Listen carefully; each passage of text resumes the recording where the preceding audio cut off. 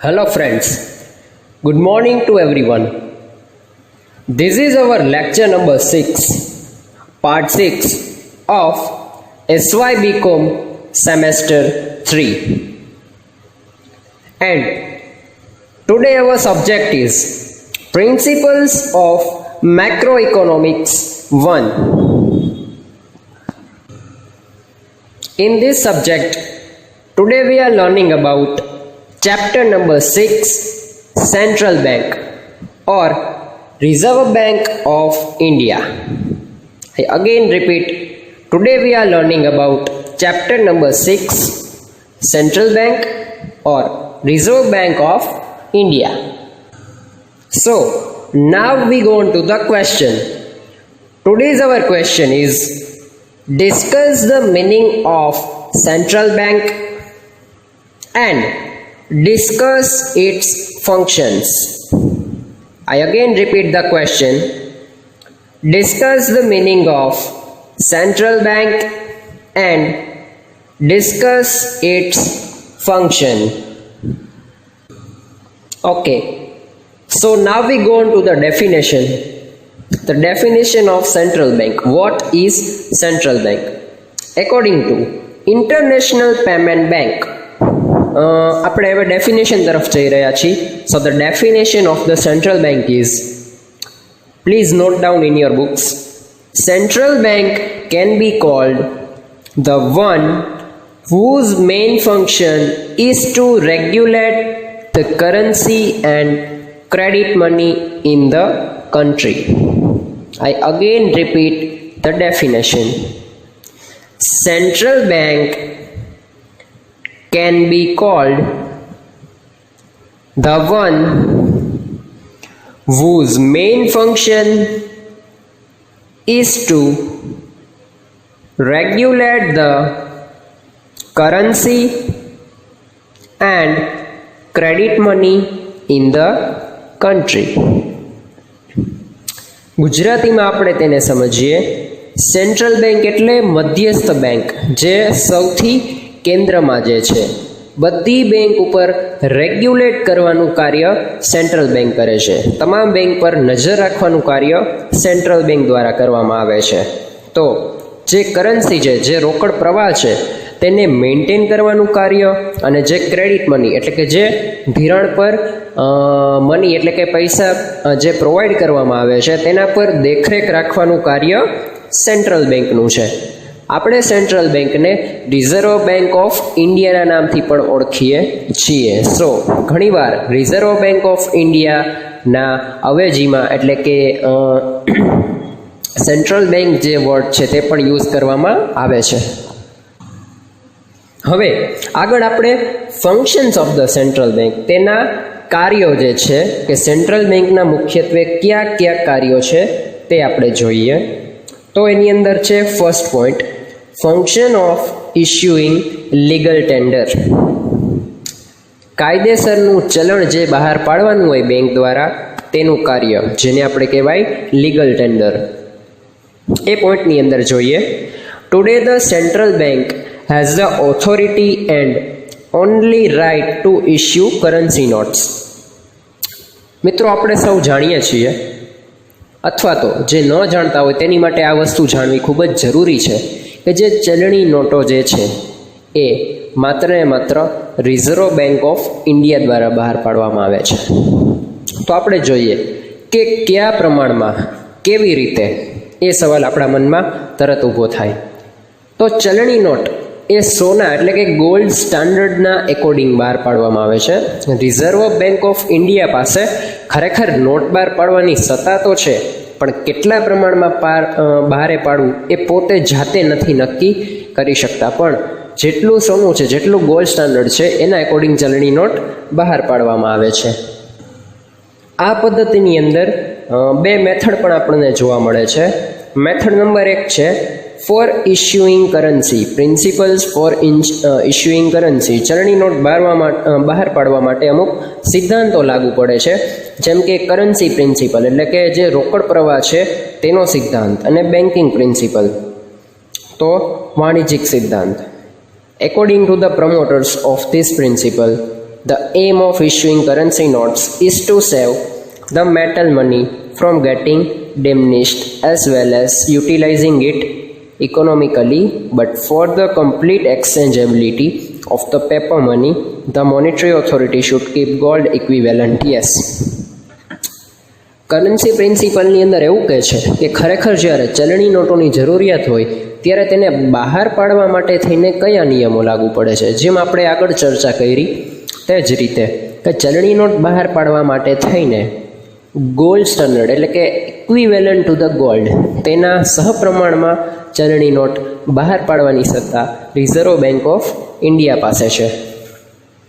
અને બીજી મેથડ છે મેથડ્સ ઓફ ઇશ્યુઇંગ કરન્સી નોટ્સ. કયા પ્રમાણમાં કરન્સી નોટ બહાર પાડવી? યસ, એની અંદર આપણી પાસે 5 પોઈન્ટ છે. પહેલો પોઈન્ટ એવો છે ફિક્સ્ડ ફિડ્યુશિયરી સિસ્ટમ. એક જ સરખા પ્રમાણમાં ફિક્સ્ડ એટલે કે નહીં વધારે કે નહીં ઓછું, જે મીડિયમ લેવલ ડિસાઇડ કરેલ છે તેને ફિક્સ્ડ ફિડ્યુશરી સિસ્ટમ કહે છે.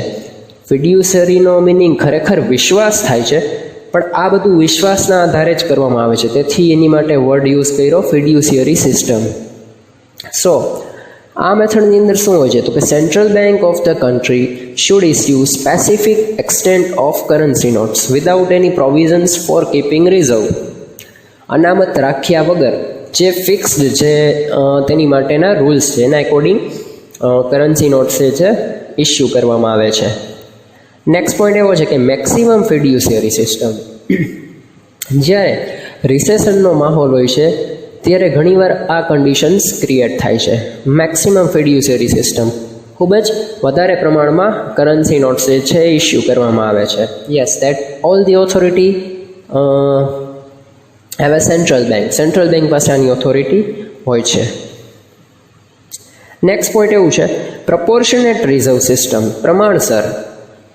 Yes, according to the equivalent of gold standard. As per this system, it has been specifically mentioned as to what extent the gold reserve should be maintained by the central bank. For the purpose of issuing currency notes in ordinary condition, 40% specific extent to gold up to reserve. Yes, જે gold standard છે સોનાના પ્રમાણની અંદર 40% જેટલી currency notes છે એ issue કરી શકે છે. So proportionate is 40% from that gold equivalent standard. Next point છે proportionate reserve system not based on a gold. જો આ એક આખું વિરુદ્ધ પરિબળ છે, not based on gold. Gold સ્ટાન્ડર્ડના એકોર્ડિંગ કરન્સી નોટ્સ નહીં, પરંતુ રિઝર્વ સિસ્ટમ અનામતના આધારે કેટલી અનામત રાખવામાં આવેલ છે તેના પ્રમાણમાં સામે કેટલી કરન્સી નોટ્સ ઇસ્યુ કરવામાં આવેલ છે. સો આ રીતની સિસ્ટમ છે the another form of proportionate reserve system against the currency note. Yes, besides the gold, foreign exchange and foreign securities are also kept as a reserve. Yes, તો આ પણ as a reserve રાખી શકાય છે. ત્યારે based on gold equivalent standard છે જેનો use નથી થતો. And last 5 minimum reserve system. સામાન્ય અનામત. Recently main countries of the world have accepted this system. As per this system the central bank has to maintain up to the certain minimum extent gold and foreign securities as the fall back of currency. Yes, આપણે જોઈએ છે minimum reserve system. તો એની અંદર ઘણીવાર according to the gold standard જે છે એ measure કરવામાં નથી આવતું, પરંતુ આપણે જોઈએ તો મિનિમમ સિક્યોરિટીઝ જે ફોરેન સિક્યોરિટીઝ છે એની સામે. યસ, આપણે વારંવાર જોઈએ છીએ કે ભાઈ ડોલરની સામે પાઉન્ડની સામે આપણા રૂપિયાના ભાવ કઈ રીતે ઓછા પડે છે. યસ, સો એની પાછળનું મેઇન રીઝન છે ફોરેન ઇન્વેસ્ટમેન્ટ. ફોરેન ઇન્વેસ્ટમેન્ટ ક્યાંક ને ક્યાંક ઓછું હોય છે, તો ફોરેનની કરન્સી આપણી પાસે ઓછી હોય છે, જેના કારણે શું થાય છે પાઉન્ડ ડોલર આ બધાના રૂપિયાની કમ્પેરમાં ભાવ ખૂબ જ વધારે હોય છે, જેના લીધે મોંઘવારી પણ આવવાની શક્યતા રહે છે. તો ઘણીવાર આના એકોર્ડિંગ પણ જે કરન્સી છે એને જજ કરવામાં આવે છે. સો આપણે જોઈ ફંક્શન ઓફ ઇશ્યુઇંગ લીગલ ટેન્ડરની અંદર જે 2 મેથડ છે કરન્સી માટેની તે. Okay, now point number 2 function of governments banker and agent. Function of governments banker and agent. સરકારી બેંકના એજન્ટ અથવા તો બેન્કર તરીકેના કાર્ય. આ પોઈન્ટની અંદર જોઈએ, the central banks function as a governments banker agent and adviser. Yes, મધ્યસ્થી બેંક કયા લેવલ પર કાર્ય કરે છે? તો કે બેન્કર તરીકે અને એજન્ટ તરીકે. બેન્કર તરીકે કઈ રીતે? કોઈ પણ એના અંડરમાં આવતી બેંક છે તેને બેંકના રૂલ્સ એન્ડ એની બેંકની અંદર જે કાંઈ પણ પ્રોસેસિંગ જે ટુ બી ડન, જે કાંઈ પણ પ્રોસેસ થવા જઈ રહી હોય તેના ઉપર કાર્ય, તેના ઉપર વોચ રાખવાનું કામ કોણ કરે છે? તો કે મધ્યસ્થ બેંક. મધ્યસ્થ બેંક એટલે કે સેન્ટ્રલ બેંક, ગવર્મેન્ટ્સ બેન્કર. તો સરકારી ખાતાની કોઈ પણ બેંક છે સપોઝ માની લ્યો, તો તેના પર પણ નિયંત્રણ રાખવાનું કાર્ય કોણ કરે છે? તો કે સેન્ટ્રલ બેંક. યસ, અને તમે એવું જ માની લો કે સેન્ટ્રલ બેંક એ એક સરકારી વિભાગ જ છે જે તમામ બેંકને કંટ્રોલ કરે છે, તેનું જે કાંઈ પણ ટ્રાન્ઝેક્શન થતા હોય છે તેના ઉપર કંટ્રોલ રાખે છે, અને તમામ એ રીતના એકાઉન્ટ હોલ્ડર પણ તેની વોચ પણ હોય છે. એટલે એક બેન્કર તરીકેનું કાર્ય કરે છે. એજન્ટ તરીકેનું કાર્ય કઈ રીતે કરે છે? તો કે જ્યારે કોઈ પણ બેંક ફાઇનાન્શિયલી જે છે સ્ટેબલ ન હોય ત્યારે આ બધી બેંક જે મધ્યસ્થી બેંક છે બધાને હેલ્પ કરે છે ફાઇનાન્શિયલી. તો આપણે એમ કહી શકીએ કે એક એજન્ટ તરીકે કાર્ય કરે છે, એક દલાલ તરીકે કાર્ય કરે છે. અને આ જે નાના પેટા વિભાગ બેંક છે તેને જ્યારે પણ કોઈ બી કાર્ય અથવા તો કોઈ બી એ રીતની જરૂરિયાત હોય ત્યારે તે મધ્યસ્થી બેંક પાસેથી હેલ્પ લઈ શકે છે. અને central bank providing help to the subdivision banks. So we could say the function of governments as a agent. Next, main point number 3, function as a banker to commercial bank. I again repeat point number 3, function as a banker to commercial banks. In broader sense, આપણે જો વિશાળતાથી આ વસ્તુને જજ કરીએ, the central bank carries out 3 functions, 3 કાર્યો જે છે એની અંદરનું પહેલું છે as a guard of cache reserve of the commercial bank. જે પણ વાણિજ્ય બેંક છે તેની જે કેશ છે એઝ અ ડિપોઝિટના ફોર્મમાં પબ્લિક પાસેથી જે આપણને મળે છે તેને રિઝર્વ એટલે કે અનામત તરીકે રાખવાનું એક કાર્ય કરે છે. નંબર 2 છે એઝ અ ફાઇનલ અસિસ્ટિંગ એન્ટાઇટી. આખિરમાં જ્યારે કોઈ બી કોમર્શિયલ બેંકને ફાઇનાન્સની જરૂરિયાત પડે ત્યારે અસિસ્ટિંગ એટલે કે મદદ કરવાનું પણ કાર્ય જે છે એ કોમર્શિયલ બેંક્સને સેન્ટ્રલ બેંક દ્વારા કરવામાં આવે છે. અને next point number 3, by carrying out the functions of financial movement અને conciliation, discount, etc. Yes, function of financial movement. નાણાકીય ચળવળ, પણ ખરેખર એનો મિનિંગ એવો થાય કે ડીફાઇનાન્સિંગ, મોર ફાઇનાન્સિંગ. યસ, માર્કેટની અંદર ફાઇનાન્સ જે કેશ રિઝર્વ રેશિયો તે કેવી રીતે મેન્ટેન કરવો, તેનું પ્રમાણ હાલમાં કેટલું છે અને તેને જરૂરિયાત કેટલી છે, according to the future how we have to maintain the cash reserve. તો આ બધા પર વોચ રાખવાનું કાર્ય પણ સેન્ટ્રલ બેંકનું છે. યસ, સમાધાન, કન્સિલિએશન. યસ, આમાં એ રીતનું સમાધાન નથી કે કોઈ બે વ્યક્તિ વચ્ચે ઝઘડો થાય અથવા તો, પરંતુ જ્યારે કોમર્શિયલ બેંક અમુક ફાઇનાન્સ સિસ્ટમ છે એને કમ્પ્લીટ કરવા માટે થઈને જ્યારે તે સફળ રીતે કાર્ય ન કરી શકે ત્યારે તેને અસિસ્ટન્ટ પ્રોવાઈડ કરવા માટે થઈને સેન્ટ્રલ બેંક જે છે હેલ્પ કરે છે. So that we could say that is providing conciliation. Next point number 4, function as ultimate assistant to the commercial bank. Function as ultimate assistant to the commercial bank.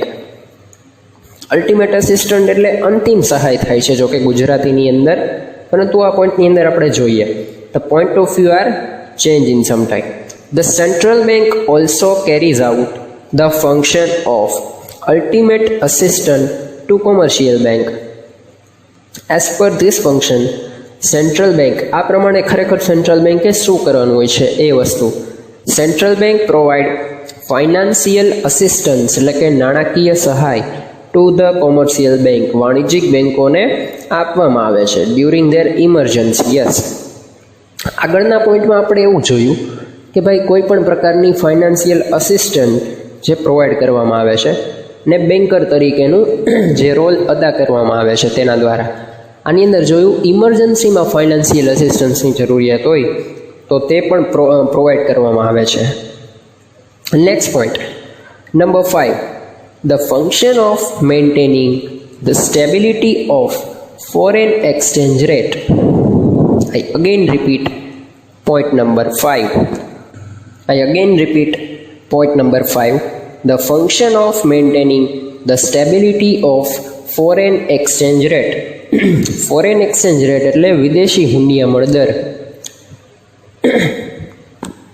Yes, આ પોઈન્ટની અંદર આપણે જોવાનું છે કે ફોરેન એક્સચેન્જ રેટ છે તેની અંદર સ્ટેબિલિટી લાવવા માટેનું કાર્ય બેંક કઈ રીતે કરે છે. તો Central Bank keeps the reserves in the form of gold and foreign securities. Central bank reserve કઈ રીતે રાખે છે? સ્ટેબિલિટી રાખવા માટે investing in the gold and foreign securities. પણ for the stabilising the external value of currency if value of foreign exchange increase more than the domestic currency then the central bank sells the foreign currency at the specified rates and increases its supply. કઈ રીતે? તો કે foreign stability for stabilising the external value શું કરે છે? જો foreign exchange જે છે એ ઇન્ક્રીઝ થાય છે મોર દેન ડોમેસ્ટિક કરન્સી એટલે કે ભારતીય કરન્સી કરતાં જ્યારે ફોરેન કરન્સી ઇન્ક્રીઝ થાય છે ત્યારે સેન્ટ્રલ બેંક ફોરેન કરન્સી છે એને સ્પેસિફાઈડ રેટ એટલે કે નક્કી કરેલા દર મુજબ એની સપ્લાય વધારી દે છે, જેના કારણે શું થાય છે? સ્ટેબિલિટી જળવાય છે અને જે પૈસાના ભાવ વધે છે, રૂપિયાના જે ભાવ ડોલર અને પાઉન્ડ એની સામે તે કંટ્રોલમાં આવી જાય, તેને સ્ટેબલ કરી શકાય છે. નેક્સ્ટ પોઈન્ટ છે point number 6, functioning as a clearing house and conciliation. Conciliation એટલે સમાધાન અને ક્લિયરિંગ હાઉસ સમાગ્રહ. આ પોઈન્ટની અંદર જોઈએ આપણે. The central bank provides a facility to commercial banks by functioning as a clearing house and dispatching money. Yes, clearing house એની માટે કે આ બધી કરન્સીનું જે કંઈ પણ ટ્રાન્ઝેક્શન છે એ બધું થતું હોય તેની માટે એક સ્પેશિયલ જે as a office they will tell them clearing house. In the economy like India, for the rapid development, ખૂબ જ સારો એવા વિકાસ અને સેટિસ્ફાઈંગ ધ મોનિટરી રિક્વાયરમેન્ટ્સ અને જે ફાઇનાન્સિયલ નીડ્સ છે તેને સેટિસ્ફાઈ કરવા માટે એગ્રીકલ્ચર એન્ડ ઇન્ડસ્ટ્રીઝ એને પણ આપણે ડેવલપ કરી શકીએ છીએ. The central bank provides the facility and gives momentum to the process of development. Yes, development માટે થઈને for the clearing house specially work for the development of agriculture and industrial department. Next number 7, function of credit control. જે શાક પર જે ધિરાણ આપવામાં આવે છે તેના ઉપર અંકુશ રાખવાનું કાર્ય કરે છે. The manner in which credit creation is the important function of commercial bank. Similarly, credit control is the important function of central bank. With the help of credit creation, જેના મદદથી શું થાય છે? તો કે the commercial banks can increase the country's money supply. Yes, જેટલું વધારે પ્રમાણમાં બેંક પાસે થાપણ આવે છે તેટલું જ મની સપ્લાય બેંક દ્વારા વધારે થઈ શકે છે. યસ, અને ડેવલપમેન્ટ માટે લોકો લોન દ્વારા અથવા તો ફાઇનાન્શિયલી ઇન્વેસ્ટમેન્ટ કરીને જે છે એ વધારે છે, તો તેની માટે મની સપ્લાય ખૂબ જ ઇમ્પોર્ટન્ટ ફેક્ટર છે. સો દેટ જો વધારે બેંક પાસે ડિપોઝિટ્સ આવે છે તો તે તેનું મની સપ્લાય ઇન્ક્રીઝ કરી શકે છે. તો આ મની સપ્લાય અને ક્રેડિટ ક્રિએશન વચ્ચેની જે જોડતી એક કડી છે તેને control. Okay, now point number 2, function of government's banker and agent. function of government. Now, last point number 8. Function of developing agency nourishing economic development. Function of developing agency nourishing economic development. જે ખરેખર એવી agencies છે કે જે વિકાસ કરવાના રાહ પર છે તેને એક પોષણ પૂરું પાડવું. નરિશિંગ એટલે પોષણ, મીન્સ એને જે વિકાસની તક પૂરી પાડવી. આ પોઈન્ટની અંદર જોઈએ, besides the above functions presently the central bank becomes helpful in giving momentum to economic development of the country. Yes, એવી રીતની એજન્સીઝ છે જે ખરેખર દેશને વિકાસની ગતિ તરફ લઈ જવા માટે ખૂબ જ મદદરૂપ થાય છે. જે મોટા બિઝનેસ યુનિટ છે, જે મોટા બિઝનેસ યુનિટને ફાઇનાન્સની અવારનવાર જરૂર પડે છે. યસ, દેશની પ્રગતિ માટે થઈને જેટલા બિઝનેસ યુનિટ કામ કરે છે, એટલે કે જેટલી agencies the work for the developing country, they have providing nourishing for the best economic development. The central bank are creating finance for that who the really need to economic development of the country by implementing such policies which nourish the development. If we are talking about the past, in the past central bank had never carried out this function. In today's era, the central bank carries out this function invariably, means નિશ્ચિતપણે. Yes, so we all know that જો company અને business યુનિટને આ પ્રકારની agency છે જે ખરેખર export કરીને દેશની જે છે ઇકોનોમીની અંદર વધારો કરે છે ને ઇકોનોમીને ડેવલપમેન્ટ કરે છે, અને યસ, જે રૂપિયાના ભાવ છે ડોલર સામે તેને પણ જે સ્ટેબલ કરવાનું જે ટ્રાય કરે છે, જેના લીધે પ્રાઇસ રાઇઝ જે છે એ ઓછું થાય છે. તો આ પ્રકારની જે ફર્મ છે, આ પ્રકારની એજન્સીઝ છે, તેને પણ financially central bank assistant provide કરે છે. I hope you will get it very well. Thank you.